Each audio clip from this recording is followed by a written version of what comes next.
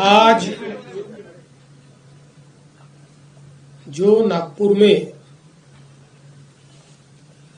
दंगाइयों ने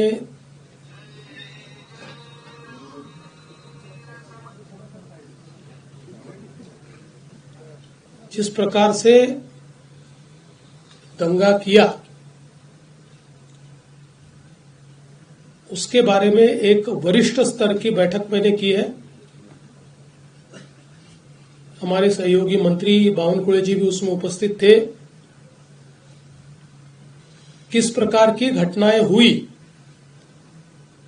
उन घटनाओं में अगर कोई लैप्सेस थे तो वो क्या थे, उन घटनाओं को किस प्रकार से रिस्पॉन्ड किया गया और घटनाओं के बाद अभी तक क्या कार्रवाई की गई, इसकी पूरी जानकारी मैंने प्राप्त की है। मेरे अपने कुछ ऑब्जर्वेशंस उस संदर्भ में थे, वो भी मैंने पुलिस आयुक्त और जो वरिष्ठ अधिकारी थे उन सबके सामने रखे हैं। मूल रूप से ये घटना जिस दिन घटी उस दिन सुबह औरंगजेब की एक प्रतीकात्मक कब्र जलाई गई और उसको जलाने के बाद कुछ लोगों ने उसके बारे में कंप्लेंट भी की। पुलिस ने नियम के अनुसार उस कंप्लेंट को एंटरटेन भी किया, लेकिन बाद में कुछ लोगों ने सोशल मीडिया का उपयोग करते हुए पॉडकास्ट और पोस्ट के माध्यम से ये औरंगजेब की प्रतीकात्मक कब्र नहीं जलाई गई तो इस पर दरगाह की चादर लगाई थी और उसमें कुरान की आयतें लिखी हुई थी, उसको जलाया गया। इस प्रकार का एक झूठा प्रचार किया और लोगों की भावनाओं को भड़काने का काम किया। शाम के समय नागपुर के कुछ इलाकों में लोग जमा हुए और दंगाइयों ने पत्थरबाजी की, गाड़ियों को तोड़ा, दुकानों पर हमला किया और बड़े पैमाने पर नुकसान करने का काम किया। पुलिस ने भी अच्छी कार्रवाई की। 4, साढ़े 4, 5 घंटे में पुलिस ने इस पर पूरा काबू लाया। उसके लिए आंसू गैस के गोले छोड़ने की बात हो या अलग अलग प्रकार से जो कार्रवाई करनी पड़ती है वो सारी कार्रवाई पुलिस ने की, जिसके कारण इसको काबू में लाया गया। इसमें बड़े पैमाने पर पुलिस घायल हुई। पुलिस के हमारे डीसीपी लेवल के 3 लोग और कुल मिलाकर 33 पुलिस के लोग और कुछ सिविलियंस और सारे कुल मिलाकर 40 लोग इस प्रकार से इसमें घायल हुए। उसके बाद पुलिस ने इन इलाकों में कर्फ्यू भी लगाया। अभी उस दिन के बाद इन इलाकों में कोई घटना नहीं घटी है, शांति है। लेकिन जो सीसीटीवी फुटेजेस हमारे पास उपलब्ध थे, अलग अलग लोगों ने वीडियोस दिए थे, उन वीडियोस को भी एनालाइज किया गया। पत्रकारों ने भी पुलिस के पास कुछ वीडियोस दिए, उसको भी एनालाइज करने के बाद जो दंगाई है उनकी पहचान कर ली गई है।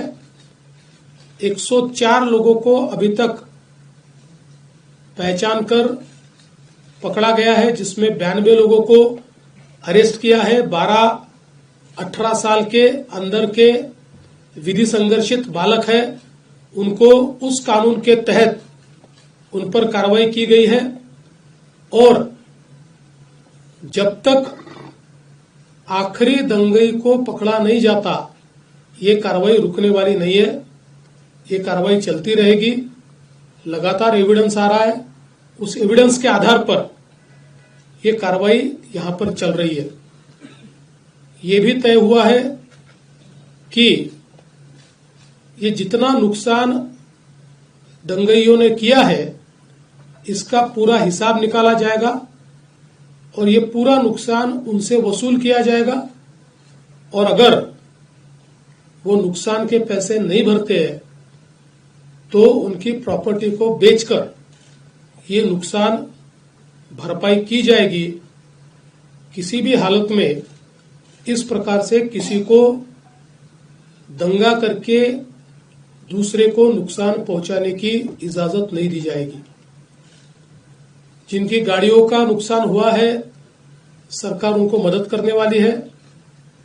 जो भी हमारे नियम है उन्हें उन नियमों में बैठाकर हम लोग निश्चित रूप से उनको मदद करेंगे। अगले 7 दिनों में ये मदद करने की हमारी कोशिश होगी।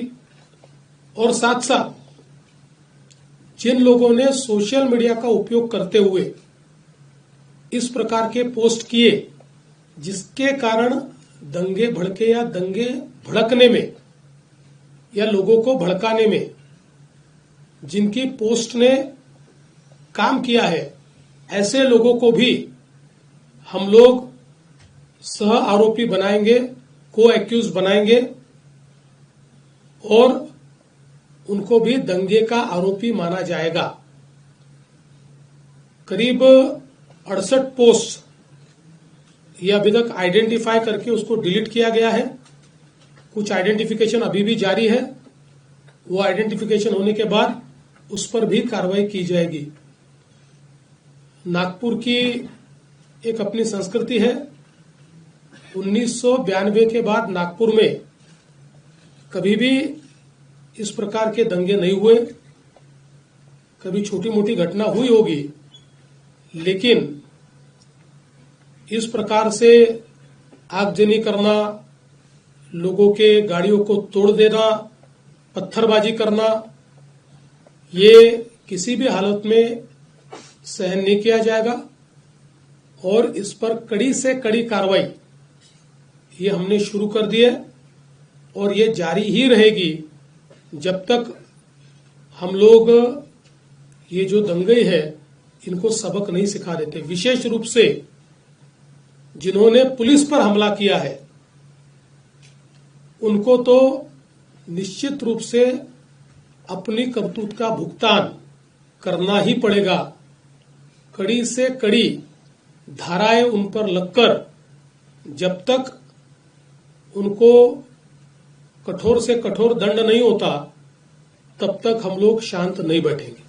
सर, क्या इसमें विदेशी शक्तियों का भी जिक्र किया जा रहा है कि बांग्लादेश कनेक्शन जोड़ा जा रहा है, मालेगांव कनेक्शन जोड़ा जा रहा है, और क्या इसकी जांच नागपुर पुलिस के साथ साथ एनआईए भी कर रही है? क्या सर याला जोडून टेरर अँगल काय आहे का सर याच्यात? देखिए, इसमें अभी सारी तफ्तीश चल रही है।